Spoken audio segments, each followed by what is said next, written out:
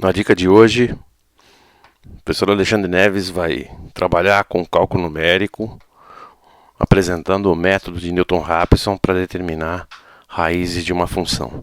Então, que consiste o método de Newton-Raphson?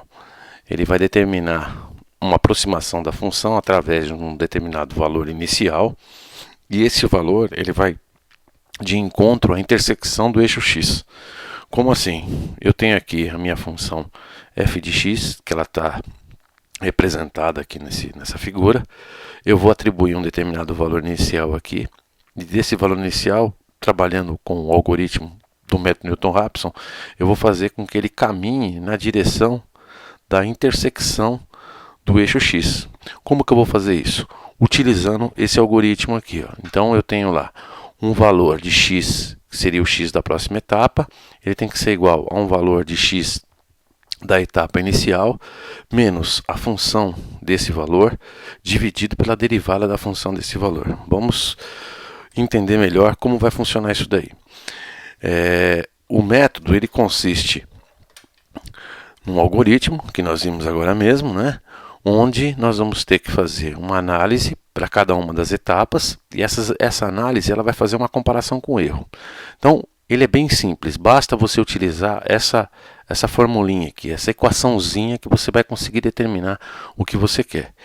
E como que você vai poder fazer isso daí? Se você não conhecer, em qual ponto você vai estimar o valor de chute inicial? Quando você tiver um intervalo que você conhece a função, onde ela está passando, que nós já vimos no vídeo de pesquisa de raiz de uma função, basta que você calcule para cada um desses extremos, né, o valor de f de x multiplicado pela derivada segunda desse valor de f de x.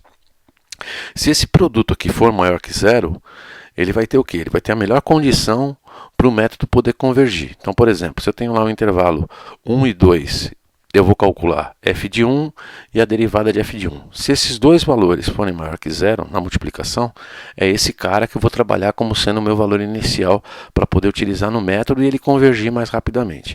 Caso contrário, ele já der um valor inicial para você poder trabalhar, você não precisa nem esquentar a cabeça com isso daqui. Trabalha em cima desse valor.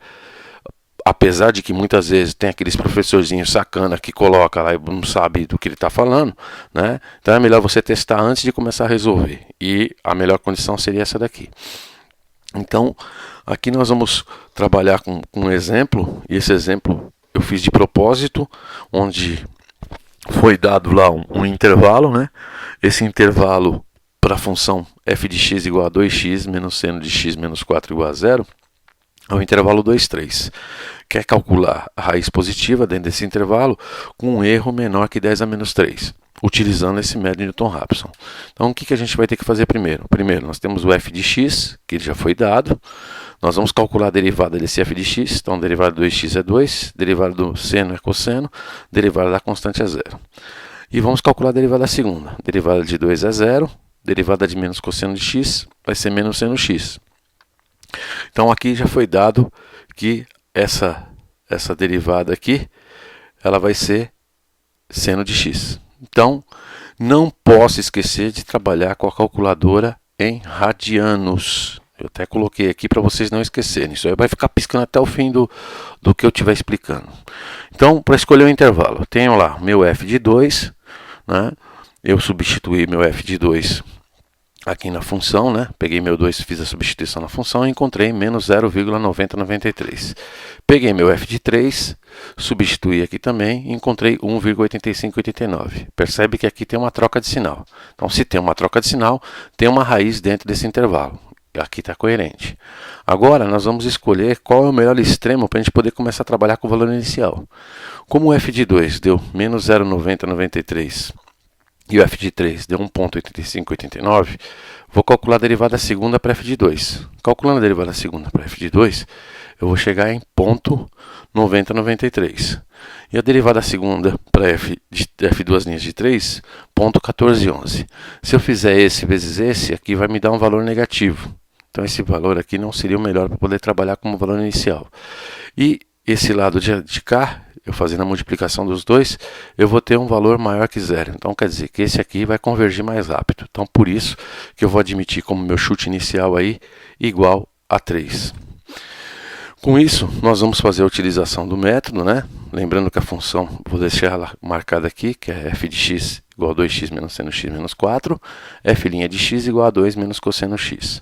Então, fazendo a primeira iteração, como vai ser essa primeira iteração? Meu x1 ele vai ser igual ao meu x0 menos f de x0 sobre f' de x0. Então, o que é o x0 que nós vimos? É o 3.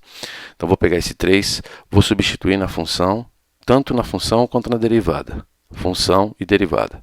Então aqui eu vou chegar em f de 3, fazendo a substituição, 1,8589. f' de 3, 2,99.